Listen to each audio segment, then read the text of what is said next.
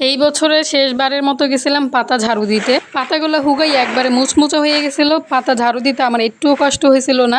আর এই যে শেষবারের মতো যে কইলাম, কারণ কয়দিন পর তো বৃষ্টি শুরু হয়ে যাবো, আর বৃষ্টির পর কিন্তু এই যে বেরগুলো ঝাড়ু দিতেছি, এই বেরে একেবারে পানি থই থই করব। আমি রোজার আগে এই পাতা ঝাড়ু দেওয়ার কাজকর্মগুলো শেষ করে রাখছিলাম। ভাবছিলাম যে রোজায় আর এইসব কাজকর্ম করবো না। রোজার আগে যখন আমি এই পাতা ঝাড়ু দিতে আইতাম, তখন বারবার দেখতাম আমি ঘামে যেতাম আর পানির পিপাসা পাইতো। এই জন্য ভাবছিলাম যে রোজার আগে আমি এই পাতা ঝাড়ু দেওয়ার কাজকর্মগুলো শেষ করে রাখবো। কিন্তু দেখেন রোজার মধ্যেও দেখলাম যে বাগানে অনেক পাতা পড়ছে, আর পাতাগুলো পইরা শুকাই একবার মুচমুচো হয়ে গেছিল, যা দেখে আমি একবারই পারলাম না ঝাড়ু না দিয়ে থাকতে। তারপর তো গেলাম পাতা ঝাড়ু দিতে, আর পাতাগুলো একবারে মুচমুচো হয়ে গেছিল। এই যে একটা বের ঝাড়ু দিতেছি, এইরকম 6টা বের আজকে ঝাড়ু দিছি।